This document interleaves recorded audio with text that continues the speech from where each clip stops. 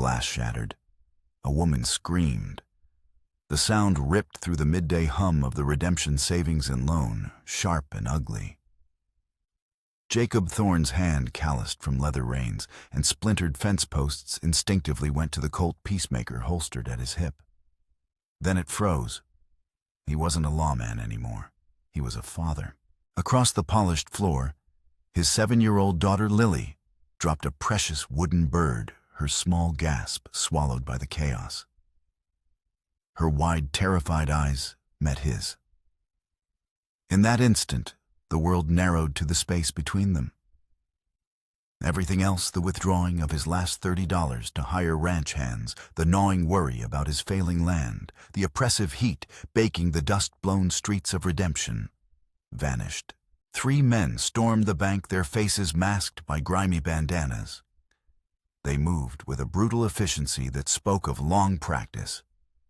One man vaulted the teller's counter, his boots thudding on the wood, while the other 2 herded the half-dozen patrons and staff into a trembling huddle against the far wall. On the floor, now the leader barked his voice, a low, gravelly command that brooked no argument. Jacob pushed Lily gently behind him, lowering them both to their knees, his body a shield. He felt the tremor of her small frame against his back. "It's all right, sweet pea," he whispered the lie, tasting like ash in his mouth. "Just stay quiet." The leader, a tall man with an unsettling grace, strode through the room. His duster was clean, his boots expensive, and his eyes, visible above the bandana, were a piercing, intelligent blue. He didn't seem like a common bandit. He moved like a predator, surveying his domain. His gaze swept over the hostages, lingering for a fraction of a second on Jacob before moving on. The robbery was swift, almost surgical. Sacks were filled with cash. A safe was blown with a muffled crump that shook the building. But as the outlaws prepared to leave, the leader paused. He walked directly toward Jacob. The other patrons shrank away, but Jacob held his ground, his muscles coiled tight, his mind racing through calculations of angles and odds he hadn't considered in years. The leader stopped a foot away. He wasn't looking at Jacob's face. He was looking at his neck. "That's a fine piece of silver," the man said, his voice laced with a strange, almost theatrical amusement. Hanging from a worn leather cord around Jacob's neck was a simple silver locket. It was tarnished and dented, but it was the most valuable thing he owned. He instinctively covered it with his hand. "It's not for sale." The leader chuckled a cold, dry sound. "I'm not buying." With a flick of his wrist, he produced a Bowie knife, its edge gleaming in the dusty light. He didn't threaten Jacob with it. He simply used the tip to hook the leather cord. Jacob's entire body tensed. Every instinct screamed at him to fight, to unleash the violence he had worked so hard to bury. But Lily was behind him, her small hands clutching his shirt. "Please," Jacob said, his voice low and strained. "Take the money. Take anything else, just not that." The leader's blue eyes narrowed, a flicker of something cruel and personal in them. "Oh, I will take the money. But a man's memories. They're his most valuable possessions, wouldn't you agree, Mr. Thorne? And also the easiest to take." He knew his name. The realization hit Jacob like a physical blow. This wasn't random. The knife sliced through the leather cord. The locket fell into the outlaw's gloved hand. He flipped it open, his gaze falling on the tiny faded photograph inside a portrait of a smiling young woman with kind eyes and a cascade of dark hair. Jacob's late wife, Sarah. The man snapped the locket shut. A lovely woman. He pocketed it and turned to leave. Rage, pure and blinding, finally broke through Jacob's control. He surged to his feet. "Give it back." The outlaw spun around, his pistol appearing in his hand as if by magic. The hammer clicked back, a final definitive sound that echoed in the sudden silence. Jacob froze, the cold muzzle of the gun pointed directly at his heart. Lily let out a terrified cry. The leader's eyes crinkled at the corners. He was smiling under the mask. "Another step and your daughter gets to watch you die. Is that memory worth more than this one?" He tapped the pocket where the locket now rested. Defeated, Jacob slowly lowered his hands. The man gave a mock salute, then backed away, his men following him out into the blinding sunlight. The sound of their horses galloping away was the sound of Jacob's world cracking open. The immediate aftermath was a blur of shouts and tears. Jacob's first and only thought was for Lily. He knelt, pulling her into his arms, holding her so tightly she could barely breathe. She sobbed into his chest, her small body shaking uncontrollably. He stroked her hair, murmuring reassurances. He didn't feel his own heart pounding a frantic rhythm of fury and failure. He had kept her safe, but he had lost a piece of her mother. He had lost a piece of himself. Sheriff Brody arrived, a portly man whose ambition had long ago outpaced his competence. He took statements, puffed his chest out, and promised swift justice. But his eyes held the dull look of a man who was already overwhelmed. Jacob gave his account, omitting the fact that the outlaw leader knew his name. It felt too personal, too dangerous to share. He simply described the theft of the locket.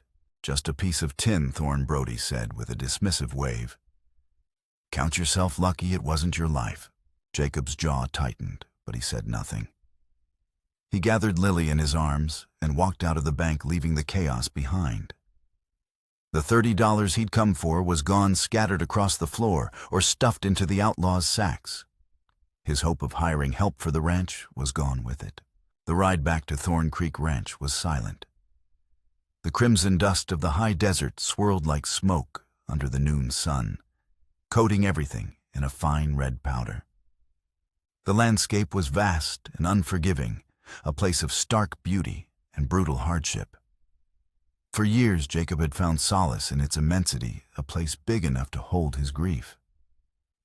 Now it just felt empty. The ranch, nestled in a shallow valley carved by a stubborn creek, was his legacy and his prison. Fences sagged like weary shoulders. The house, built by his father's hands, stood strong against the wind, but inside an oppressive quiet had reigned ever since Sarah had been taken by fever 3 years ago. Lily was asleep in his arms when they arrived, her face tear-streaked and pale. He carried her inside past the kitchen table, scarred by generations of knives and elbows, and laid her gently on her bed. He stood over her for a long moment, the ache in his chest a physical weight. The locket hadn't just held Sarah's picture. It had been his silent promise to her that he would protect their daughter, that he would build a life worthy of her memory. Today, he had failed.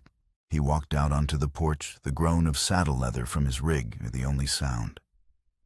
He stared out at the horizon, at the land that demanded everything, and gave back just enough to keep a man fighting. The robbery was more than a robbery. The leader, Silas Blackwood, he'd heard one of the others call him, hadn't just taken his money. He had taken something sacred. He had looked into Jacob's soul and stolen a piece of it. And as the sun began its slow descent, painting the sky in violent shades of orange and purple, Jacob Thorne made a new promise, not to a memory, but to the cold, hard certainty of retribution. He would find Silas Blackwood, and he would get the locket back, whatever the cost. The following days settled into a grim, exhausting rhythm. Without the money for hired hands, Jacob worked from before sunrise until long after sunset, his body aching with a fatigue that went bone deep. He mended fences, tended to his small herd of cattle, and hauled water until his hands were raw. The work was a penance, a physical punishment for his failure at the bank. Yet no amount of labor could fill the hollow space in the house. The silence was heavier than ever, punctuated only by Lily's newfound fear of the dark and her quiet, listless days. She no longer played in the yard. She shadowed his every move, her eyes constantly scanning the horizon, as if expecting the bad men to return. The ranch was dying, and he was killing himself to slow its demise. He knew he couldn't do it alone. The realization settled on him one evening as he sat at the kitchen table staring at a plate of cold beans he had no appetite for. He was failing his land, his daughter, and the memory of his wife. Pride had kept him isolated, but desperation was a more powerful force. He had one last place to turn. The next morning, he hitched the wagon and drove with Lily into Redemption. The town was still buzzing with talk of the robbery, but Jacob ignored the whispers and steered the wagon directly to the small, whitewashed church at the end of Main Street. Reverend Michael, a kind man with weary eyes and a gentle spirit, listened patiently as Jacob explained his plight, his words clipped and practical, betraying none of the desperation clawing at his insides. "I need help, Reverend. Kitchen work mostly. Someone to look after the house and Lily while I'm in the fields. I can't pay much, but I can offer a roof and board." The Reverend stroked his graying beard, his gaze thoughtful. "Providence is a strange thing, Jacob. There is a young woman who arrived last week. Alara. She came seeking refuge, a place to start anew. She has a troubled past, I believe, but a good heart. She's been sleeping in the vestry, taking what small jobs she can find." Jacob's instinct was to refuse. A stranger with a troubled past was a risk he couldn't afford. But the image of Lily's sad, lonely face flashed in his mind. "Is she honest?" "As the day is long," the Reverend replied without hesitation. "And she is in as much need of a home as you are of help." An hour later, Alara stood before him by the church steps. She was younger than he expected, perhaps not yet 25, with a quiet, watchful stillness about her. Her dress was patched but clean, and she clutched a worn satchel to her chest like a shield. She didn't meet his gaze directly, keeping her eyes lowered, but there was a resilience in her posture that hardship hadn't managed to break. "The work's hard," Jacob said, his voice gruffer than he intended. "Pay's low. Keep the girl safe, that's all." He needed a cook and a housekeeper, not another soul to worry about. Alara finally looked up, and he was struck by the intelligence in her dark eyes. There was a profound sadness there, but also a flicker of unbroken strength. "I understand hardship, Mr. Thorne," she said, her voice soft but clear. "I ask only for a chance to prove my worth." Lily, who had been hiding behind Jacob's leg, peeked out. She studied the woman for a long moment, her head tilted. Then she stepped forward and whispered loud enough for them all to hear, "Papa, her hands are sad, but her eyes are kind." The simple, profound observation from his daughter settled the matter. Jacob gave a single curt nod. "Get your things. You'll ride out with us." The journey back to the ranch was thick with an awkward silence. Alara sat stiffly on the wagon bench, her satchel on her lap, her gaze fixed on the endless horizon. When they arrived, Jacob led her to a small, stark room off the kitchen. A narrow cot, a wash basin, and a single crate for a table were its only furnishings. "You'll find what you need here," he said, his tone still clipped and distant. He paused in the doorway, his back to her. "My girl. She doesn't take to many. Don't expect her to." When he was gone, Alara set her satchel down gently, as if the floorboards themselves might protest her presence. She had known rooms like this before, temporary corners where no memory was meant to settle. She drew a slow, steadying breath and began to unpack a spool of thread, a worn scarf, and a Bible with a torn cover. Each object was a fragile anchor in a world that had always felt like a river, constantly pulling her downstream. That night, as she lay on the cot, listening to the house creak and groan around her sleep, wouldn't come. Loneliness was a familiar companion, but here it felt different, amplified by the vast, empty darkness of the prairie. Just as she was about to drift off, a tiny, trembling voice cut through the quiet. "I get scared in the dark." Lily stood in the doorway, a small, barefoot silhouette clutching her one-armed doll. Her eyes glistened in the sliver of moonlight slanting through the window. Alara's heart, so often guarded, tightened with an unfamiliar ache. She slowly sat up and held out a hand. "Sometimes I do, too." Without hesitation, Lily crossed the room, climbed onto the cot, and curled up against Alara's side, as if she had always belonged there. The doll was pressed between them, its stitched-on smile a silent comfort. Alara instinctively began to stroke the child's hair, the rhythm slow and soothing. "Hush," now she murmured, her voice softer than she remembered it could be. "The dark can't hurt you when we face it together." From the shadowed hall, Jacob stood unseen. He had heard the soft patter of his daughter's feet and had followed his heart, ready to order her back to her own bed. But he stopped, his hand braced against the doorframe, watching. He saw Lily's breath steady her small fingers, entwining with the stranger's. He saw Alara's face bent low in the moonlight, her eyes closed, as if she were drawing strength not from her own weary spirit, but from the fragile trust being placed upon her. Something shifted inside him. Not a breaking, but a loosening of a knot he'd carried for 3 years. The sight of his child finding solace in another's arms was both a painful reminder of all he had lost and a strangely merciful release. He didn't move or speak. He just watched the ache in his chest evolving from pure grief into the dangerous, terrifying beginning of hope. He had brought a stranger into his home to cook his meals, and in one night she had already begun to feed a deeper hunger he hadn't known he still possessed. The first tangible sign of Silas Blackwood's calculated malevolence arrived not with the roar of a gun, but with the silence of dying cattle. Jacob found them at dawn, 3 of his best heifers lying still near the watering trough, and their bodies bloated, their legs stiff. A 4th was on its side, kicking weakly, a white foam flecking its lips. He knew the signs. Poison.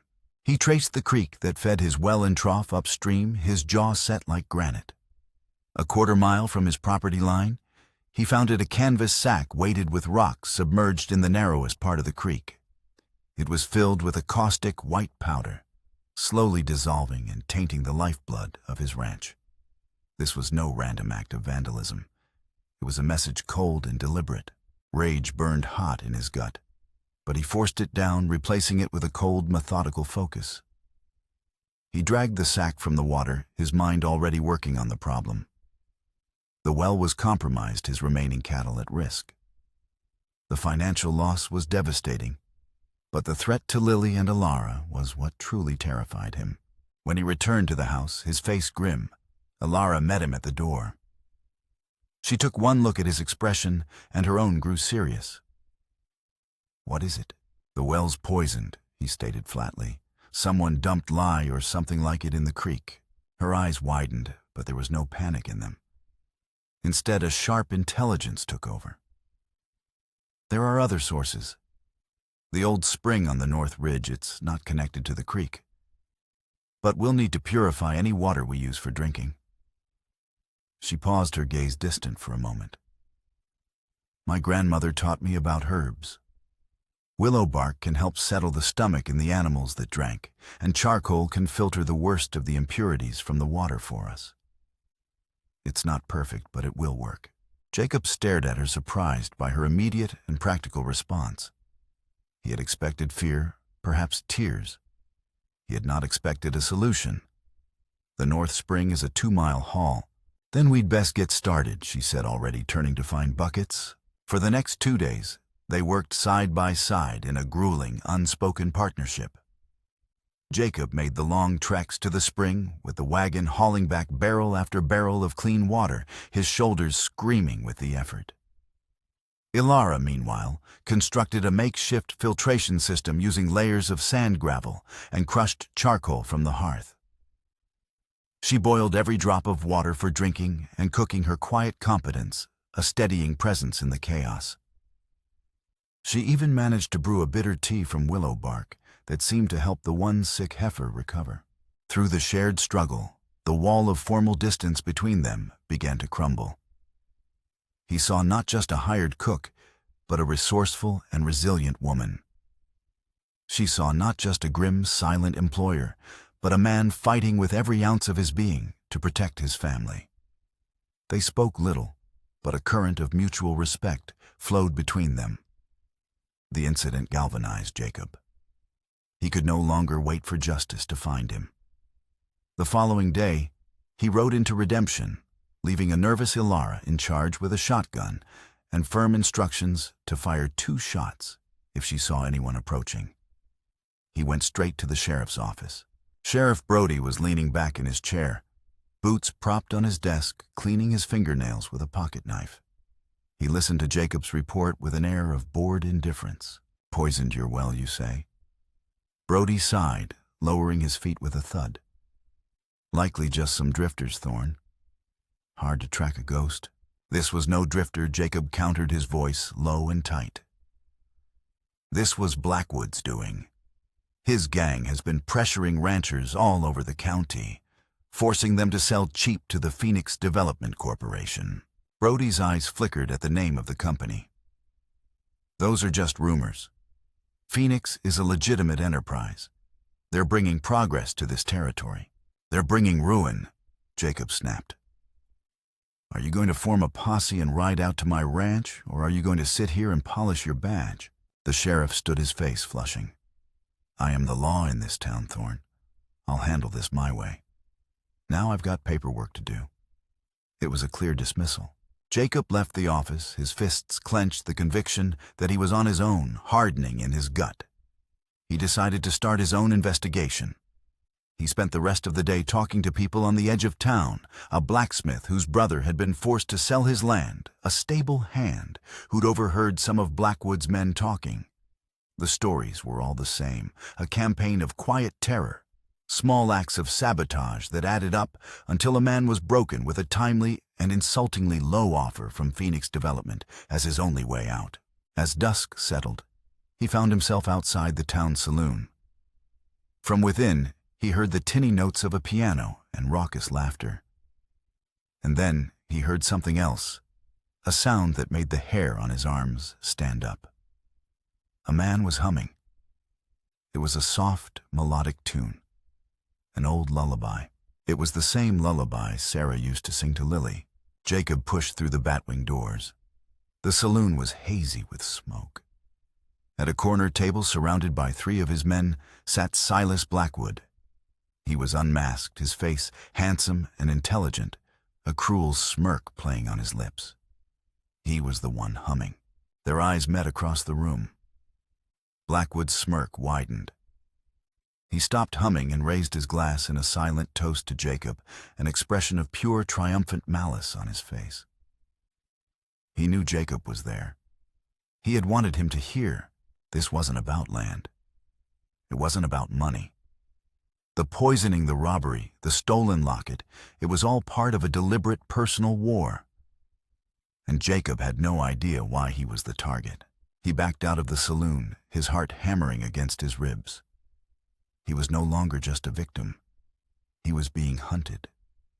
He rode back to the ranch under the cold light of the moon, the sweet, haunting notes of his wife's lullaby echoing in his mind, a terrifying prelude, hours to a violence he knew was still to come. When he arrived, the warm glow of a lamp in the kitchen window was the only thing holding the immense pressing darkness at bay. Alara was waiting up for him, a pot of coffee on the stove. The sight of her, a silent guardian in his home, was a small but potent comfort. He was on his own against Blackwood, but he wasn't entirely alone. The delicate truce between Jacob and Alara, forged in the crucible of the poisoned well, deepened into a quiet alliance. He found himself talking to her not just about the ranch, but about the gnawing sense of dread that had taken root in him.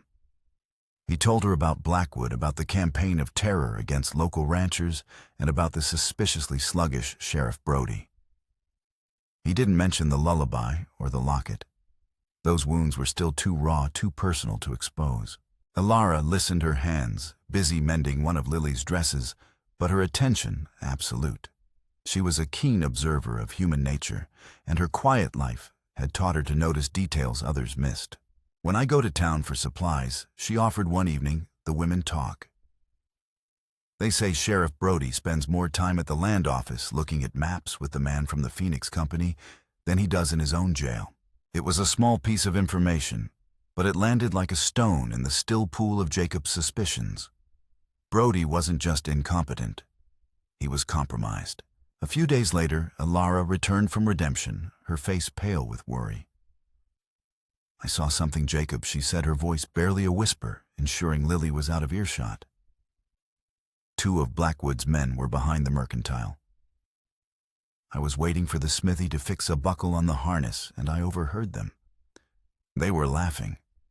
One of them said, 'The old man at San Saba Crossing finally took the offer.' And the other one, he said, 'Brody sure earns his cut making sure no one gets heroic.'" She looked at him, her eyes wide. "Then they mentioned your name. They said Blackwood was saving you for last. They called it the final lesson, San Saba Crossing." The name hit Jacob like a physical blow. He felt the blood drain from his face. It was a place he hadn't thought of, hadn't dared to speak of in a decade. A place of dust blood, and a mistake that had cost a man his life, and Jacob his soul. "What is it?" Alara asked, seeing the profound shock on his face. He shook his head, unable to form the words. "It's nothing. An old memory." But it wasn't nothing. Blackwood's men knowing that name could not be a coincidence. The net was closing, and its threads reached back into a past he thought he had buried forever. He knew he needed proof, something concrete, to expose Brody and understand Blackwood's game. The lead came from an unlikely source. Old Man Hemlock, a prospector whose claim bordered the now-abandoned Miller homestead, stopped by Jacob's ranch. Hemlock was cantankerous and half-mad from sun and solitude, but he saw everything. "Saw Brody's horse tied up at the old Miller place 2 nights ago," Hemlock grumbled, accepting a cup of water. "And another fella. Fancy city boots. They were carrying crates inside. Ain't my business, but it's queer business." That was all Jacob needed. The Miller homestead was isolated, a perfect place for a clandestine meeting or a stash house.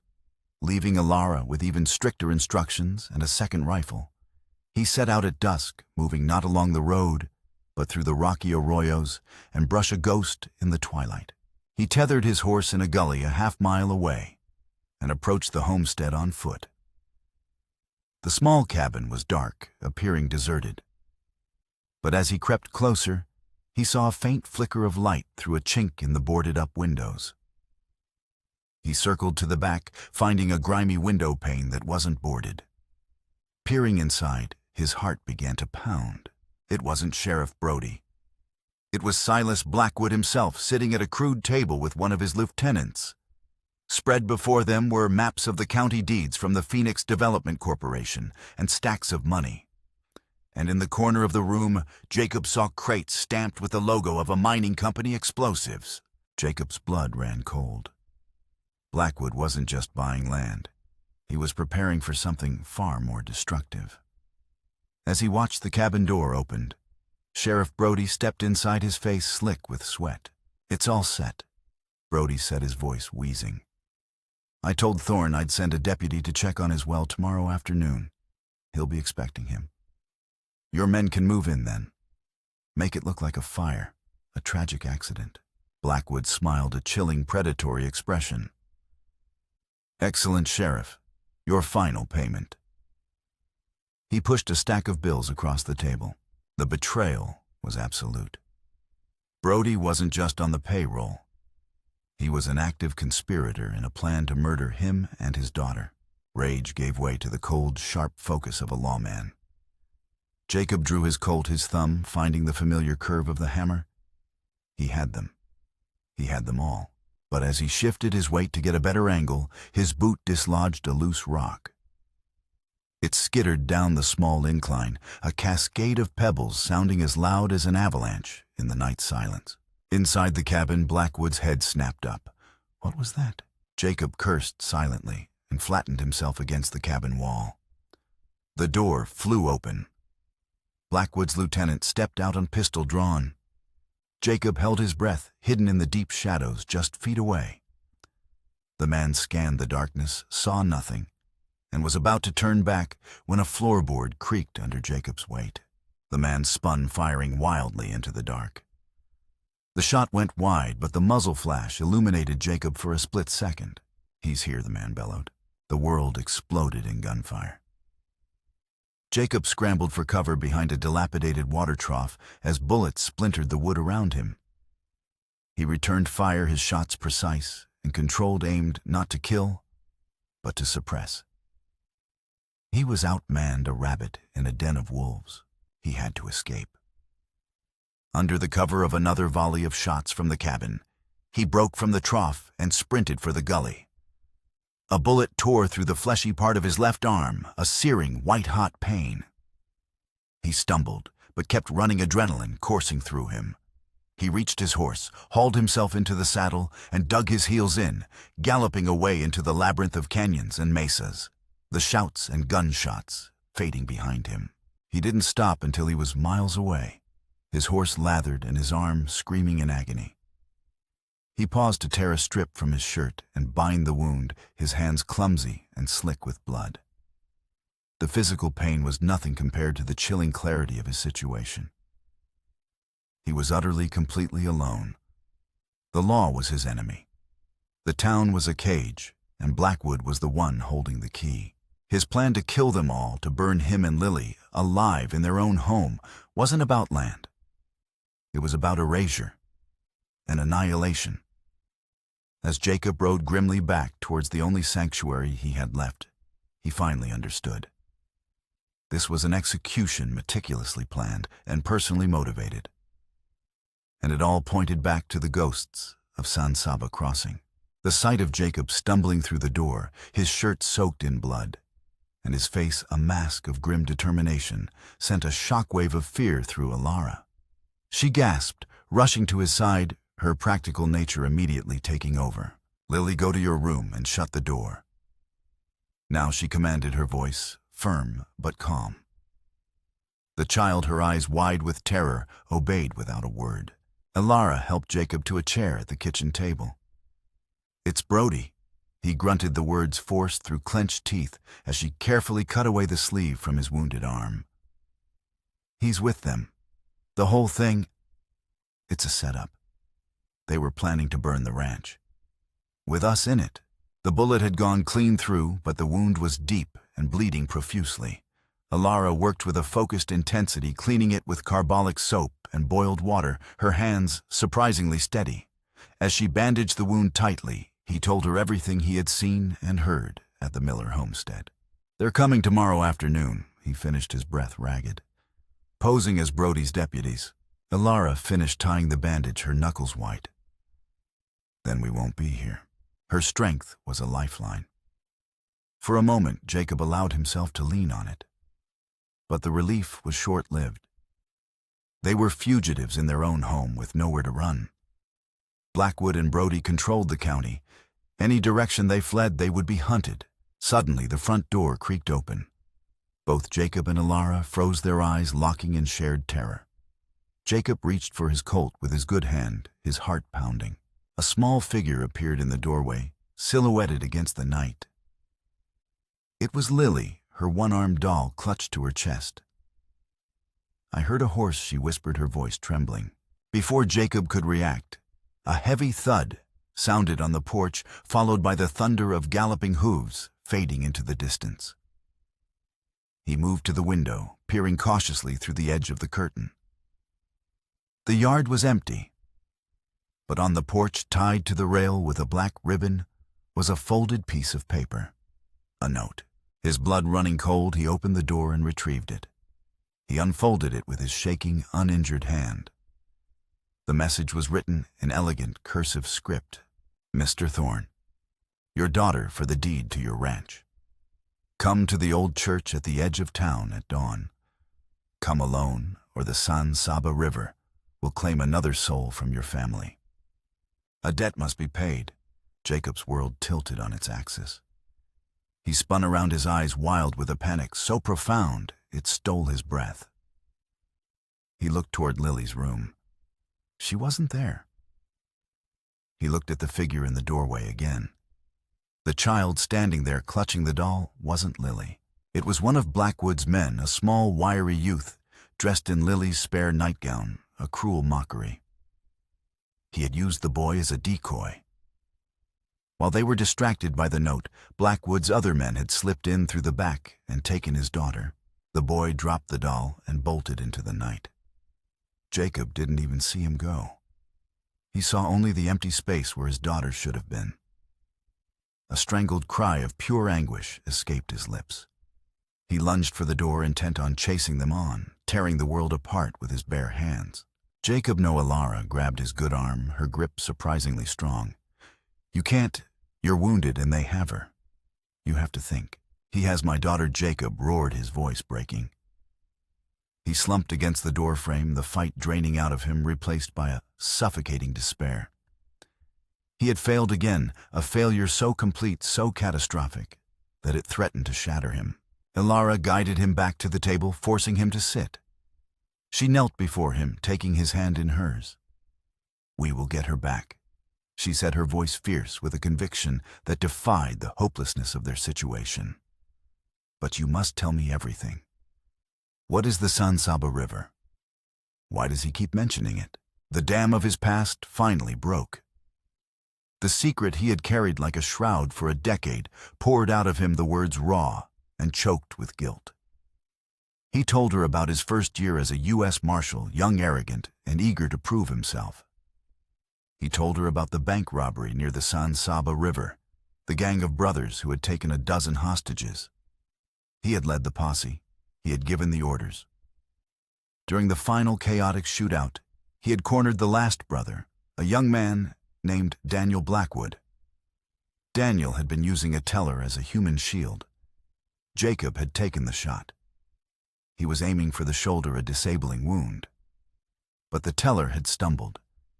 The bullet had struck Daniel in the chest. He had died instantly.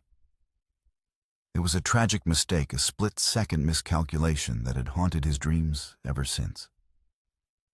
He had resigned his badge a week later, unable to bear the weight of the life he had taken. "I never knew," he whispered, his head in his hands.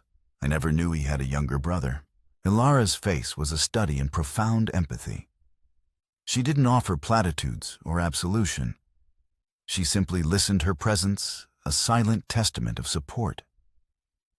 "Silas," she said softly. "His name is Silas Blackwood." Jacob looked up, realization dawning in his tired, grief-stricken eyes. The land grab, the Phoenix Development Corporation, it was all an elaborate, cruel stage.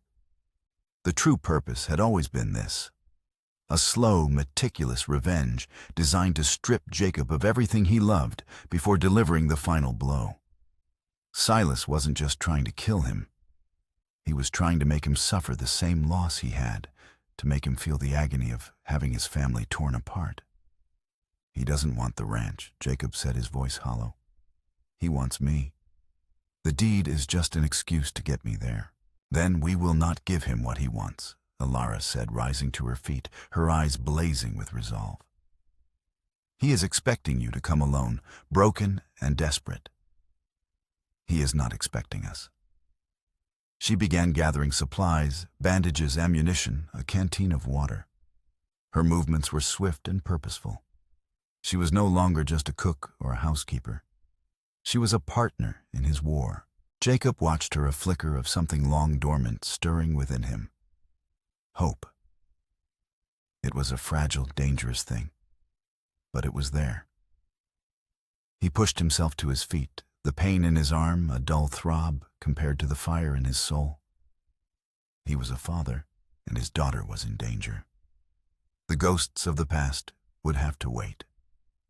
Dawn was coming, and with it, a final terrible reckoning in the house of God.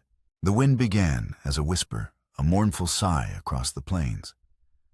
But by the time Jacob and Ilara reached the outskirts of redemption, it had risen to a howling gale. A sandstorm born in the heart of the desert was descending upon the town, a churning wall of red dust that blotted out the rising sun and turned the world into a suffocating primordial twilight. It was a fitting backdrop for the day's business. The abandoned church stood on a low hill, its steeple a skeletal finger pointing toward the angry sky. Paint peeled from its walls like sunburnt skin, and several of its stained glass windows were shattered, allowing the wind to shriek through the nave, an unholy choir. They tethered their horses in a deep ravine, the storm providing perfect cover for their approach. He'll be watching the road, Jacob said, his voice nearly lost in the wind. We go in the back through the vestry. He had a plan born of desperation and a lawman's dormant instincts. It was a foolish, reckless plan, but it was the only one he had. Ilara had insisted on coming her role simple but vital. I will not let you die alone, she had told him, and in her eyes, he saw loyalty he knew he had done nothing to deserve. They crept through the maelstrom dust, stinging their eyes and coating their throats. The vestry door was unlocked, its hinges groaning in protest as Jacob pushed it open. Inside, the air was thick with the smell of decay and damp hymnals. Through the connecting door, they could see into the main sanctuary. Silas Blackwood stood at the altar, a parody of a preacher. He held Lily in front of him, one arm wrapped securely around her small chest. She was quiet, her face pale with terror, but she was not crying. When she saw her father slip into the shadows at the side of the church, her eyes widened, but she remained silent, a small soldier in a war she couldn't understand. Standing near the pulpit, his shotgun held loosely in his hands, was Sheriff Brody. His face was ashen, his authority stripped away, leaving only a weak, frightened man. "You're late, Thorne." Silas called out, his voice echoing unnaturally in the cavernous space. The wind howled through the broken windows, causing the church bell in the steeple to toll a single ominous clang. "I was beginning to think you'd lost your nerve." Jacob stepped out from the shadows, his Colt held steady in his right hand. His wounded arm was a searing fire, but he ignored it. "Let her go, Blackwood. This is between you and me." Silas laughed, a sound as sharp and joyless as shattering glass. "Oh, it has always been between you and me. From the moment you put a bullet in my brother's chest and walked away." He pulled a familiar silver locket from his pocket and let it dangle from his fingers. "You gotta build a life. You got a wife, a child, a home. You took all that from me. My brother Daniel was all I had. Now it seems only fair I return the favor. This land company, the pressure on your neighbors, all of it was just a way to isolate you. To make you feel the walls closing in before I tore them down." The main twist was revealed not with a shock, but with the grim finality of a closing coffin lid. His name wasn't Silas Blackwood. "My name is Samuel Blackwood," he snarled, his theatrical composure cracking to reveal the raw, festering wound of a boy who had watched his brother die. "And you are going to sign this deed. You will give me your home, and then I will give you the same gift you gave my brother." As he spoke, Ilara, moving silently in the chaos of the storm, slipped out the vestry door and began to circle the church. It was the most dangerous part of their plan. Jacob kept Samuel talking, his eyes locked on his daughter. "It was a mistake, Samuel. A tragedy. I've lived with it every day for 10 years. Your life is not penance enough," Samuel screamed, his voice cracking with a decade of grief and rage. He shoved the deed and a pen onto the altar. "Sign it, then you can join my brother in hell." It was then that Sheriff Brody, who had been watching the scene with growing horror, seemed to find a final, shredded scrap of conscience. He saw the madness in Samuel's eyes, the finality of his plan. "He's going to kill us all anyway," Thorne Brody shouted, taking a half-step forward. "He told me." Samuel spun his face, a mask of fury at the betrayal. "You useless old fool." He fired his pistol without a second thought. Brody crumpled to the ground, clutching his stomach, his shotgun clattering on the floorboards. But the diversion was all Jacob needed. He fired not at Samuel, but at the heavy rope that ran up the wall to the bell in the steeple. The single well-aimed shot frayed the thick rope. At that exact moment, Ilara, now outside the main entrance, shoved with all her might against the heavy, wind-battered doors. The cross-draft created by the wind and the suddenly opened doors was explosive. A gale tore through the church, lifting dust hymnals and debris into a blinding vortex. The weakened bell rope snapped. The massive iron bell freed from its cradle swung wildly and then plummeted, crashing through the rotted roof timbers of the steeple directly above the altar. Samuel looked up, his eyes wide with disbelief, as the ceiling above him splintered. He instinctively threw Lily away from him, saving her life in a final involuntary act before he tried to dive clear. Jacob was already moving, sprinting through the swirling dust and chaos. He scooped Lily into his arms just as the bell crashed down, smashing the altar into 1,000 pieces of splintered wood. Samuel was thrown clear, but his leg was caught under a heavy fallen beam, trapping him. The storm raged, the church groaning around them as if it were being torn apart. Jacob, holding Lily tight, turned to face his nemesis. Samuel lay pinned, his face contorted in agony and hate. He struggled to raise his pistol, his hand shaking. Jacob stood over him, Lily safe behind him, his own Colt aimed steadily at Samuel's heart. This was the moment, the culmination of 10 years of guilt and a week of terror. He could end it. He could pull the trigger and pay the debt Samuel demanded. He could become the killer Samuel believed him to be. He looked down at the man, a life ruined by grief, twisted into a monument of vengeance. And then he looked at his daughter's face, pressed into his side. He saw not a reflection of his own thirst for retribution, but a plea for peace. Slowly, deliberately, Jacob lowered his gun. "It's over, Samuel," he said, his voice quiet but firm amidst the howling wind. "The killing ends today." He turned his back on the trapped and defeated man, and holding his daughter's hand, walked toward the light of the open doors, leaving the ghosts of the past buried in the ruins of the fallen church. The sandstorm blew itself out by midday, leaving behind a world scoured clean and unnervingly quiet. Jacob carried a sleeping Lily back into redemption, with Alara walking steadfastly by his side. They found the town in a state of shock. Sheriff Brody, wounded but alive, had managed to crawl from the ruined church and confess everything to the first people he saw. When Jacob arrived at the newly established marshal's office, leading a horse with a bound, and defeated Samuel Blackwood, slumped in the saddle, he wasn't met with suspicion, but with a quiet, astonished respect. He handed Samuel over to the territorial marshals who had been summoned, his movements weary but deliberate. He exposed the entire conspiracy of the Phoenix Development Corporation, providing the names, dates, and locations he had pieced together. The town, finally free from the invisible grip of fear that had been strangling it, began to breathe again. Men who had sold their land for pennies on the dollar came forward, their stories validating Jacob's, their anger now directed at a common enemy. Redemption, it seemed, was finally living up to its name. But for Jacob, the public victory felt hollow. The true reckoning was a private one. That evening back at the ranch, the quiet of the house felt different.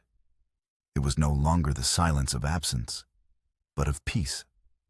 While Lily slept soundly in her bed for the first time in a week, her one-armed doll tucked beside her, Jacob sat at the kitchen table, while Alara tended to his wound again, cleaning and redressing it with gentle, practiced hands. The lamplight cast a warm glow over the room, softening the hard lines of his face. He finally told her the whole story of the San Saba River, leaving nothing out. He spoke of his youthful pride, the chaos of the fight, the split-second decision, and the face of the young man Daniel as the life left his eyes. He confessed the crushing weight of guilt he had carried ever since, a burden that had shaped every decision he'd made, driving him into a self-imposed exile of silence and grief. Alara listened without a word of judgment. Her own past was etched with scars, and she understood that some wounds were not meant to be fixed, only witnessed. When he finished, his voice raw with emotion he had suppressed for a decade, she simply placed her hand over his. "You carried that alone for too long," she said softly. Her touch was not one of pity, but of acceptance. In that simple gesture, he felt the heavy shroud of his guilt begin to lighten its power, diminished by the simple act of sharing it. He had entered the church that morning seeking to save his daughter. He had left having saved a part of himself. A week later, after the dust had truly settled, and a semblance of normalcy had returned to the valley, Jacob took Alara and Lily up to the small hill overlooking the ranch. A lone, weathered headstone stood there under the shade of a twisted oak. Sarah Thorne, beloved wife and mother. The air was clear and cool. His land spread out before them, green and alive along the creek. Jacob knelt before the stone lily at his side. He told Sarah about everything, about Blackwood's revenge, about Lily's bravery, and about the quiet, strong woman who had come into their lives and filled the empty spaces with a warmth he thought he'd never feel again. "She's a good woman, Sarah," he whispered to the stone, his voice thick. "She helped me find my way back. I hope you'd be happy for us." From his pocket, he retrieved the silver locket, now cleaned and polished. He had found it in the church debris, and the territorial marshals had returned it to him. He opened it and looked at the tiny, smiling face of his late wife one last time. He pressed a gentle kiss to the image, a final fond farewell. Then, with a sense of peace that felt both profound and new, he dug a small hole at the base of the headstone with his fingers and buried the locket in the rich, dark earth. He was not erasing his past, but laying it to rest, planting it like a seed from which a new future could grow. He stood and took a deep breath, and the air filling his lungs, feeling cleaner than it had in years. As they turned to leave, Lily, standing between them, reached out. She took Jacob's hand with one of hers, and Alara's with the other, her small grip linking them together, a fragile, unbreakable chain. Jacob looked at Alara. Her hair was caught in the afternoon breeze, and the setting sun illuminated the kindness in her eyes, a kindness he now knew was not a weakness, but the deepest kind of strength. She smiled at him, a true and open smile that reached all the way to her soul. In that look, an entire future was promised, not with words, but with a quiet, shared understanding. The Thorn Creek Ranch was no longer just his burden to bear. It was their home to build. Together, the three of them walked down the hill, their long shadows merging into one under the golden light of the setting sun, heading back to a house that was no longer empty, but finally completely full.